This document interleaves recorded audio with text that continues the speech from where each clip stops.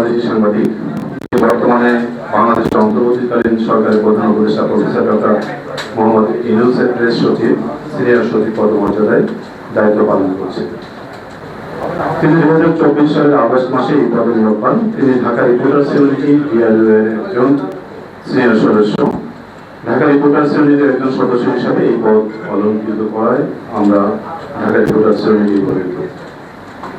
প্রাথমিক জীবন এবং শিক্ষা শফিকুল আলম তার মাধ্যমিক শিক্ষা সম্পন্ন করেন ঢাকার মতিঝিল সরকারি বালক উচ্চ বিদ্যালয় থেকে এবং উচ্চ মাধ্যমিক শিক্ষা সম্পন্ন করেন নটর ডেম কলেজ থেকে।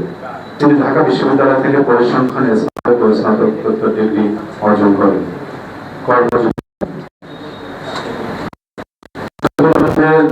সাংবাদিকতা লেখালেখি শুরু হয় 1991 সালে, যদিও সাংবাদিকতা জীবন প্রফেশনালি শুরু করেন 1995 সালে। ক্রীড়া সাংবাদিকতার মাধ্যমে তার সাংবাদিকতা জীবন শুরু হয়। তিনি বাংলাদেশ অবজারভারে 7 বছর কাজ করেন 1995 থেকে। 1999-2000 সালে তিনি ক্রীড়া লেখক সমিতির যুগ্ম সম্পাদকের দায়িত্ব পালন করেন।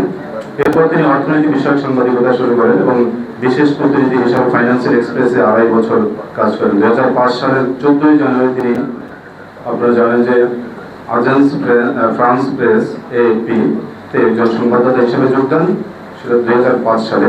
পরবর্তীতে তিনি 2 দশকের বেশি সময় ধরে এএফপিতে কাজ করেন। এএফপিতে প্রথম 7 বছর সংবাদদাতা ছিলেন। পরবর্তীতে 2012 সালে বাংলাদেশের ব্যুরো প্রধান হিসেবে পদোন্নতি পান, যে পদে তিনি প্রেস সেক্রেটারি হওয়ার আগ পর্যন্ত দায়িত্ব পালন করেন। বর্ণাঢ্য সাংবাদিকতা ক্যারিয়ারের পাশাপাশি বাংলাদেশ ক্রীড়া লেখক সমিতির যুগ্ম সম্পাদক এবং অর্থনীতি বিষয়ক সাংবাদিকদের যে সংগঠন ইআরএফের সহসভাপতির দায়িত্ব পালন করেছেন তিনি। আগস্ট 2024 সালে শফিকুল আলমকে বাংলাদেশের প্রধান উপদেষ্টা প্রফেসর ডক্টর মোহাম্মদ ইউনূসের প্রেস সচিব হিসেবে নিয়োগ দেওয়া হয়।